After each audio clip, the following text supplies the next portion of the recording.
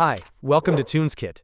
If you see an icon of a data cable and a computer on your iPhone, and there is a line of text explaining support.apple.com/iPhone/restore, it means your iPhone has entered recovery mode. So today's video will show you how to fix an iPhone stuck in recovery. Method 1. Force restart your iPhone to exit. For iPhone 6 or earlier models, press and hold both the home button and the top button until you see the Apple logo. For iPhone 8 or later models, press and quickly release the volume up button, then the volume down button. Press and hold the side button until you see the Apple logo. Method 2.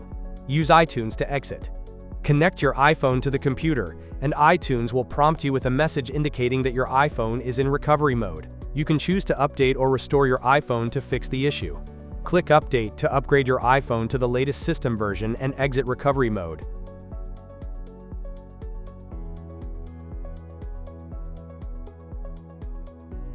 Click Restore iPhone to upgrade to the latest system version, but note that this will erase all your data, so don't try it easily.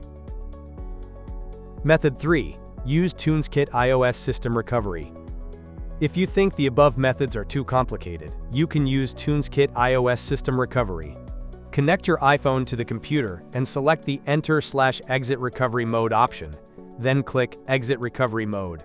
Wait a few seconds, and your iPhone will automatically exit recovery mode.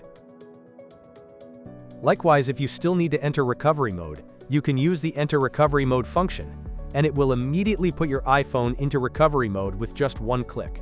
It can also repair over 150 iOS system issues, including charging and startup problems, stuck in recovery mode, stuck on white Apple logo, black screen of death, etc., without erasing your data. Let's have a try. That's it. If you found this video helpful, don't forget to like, subscribe, and ring the bell.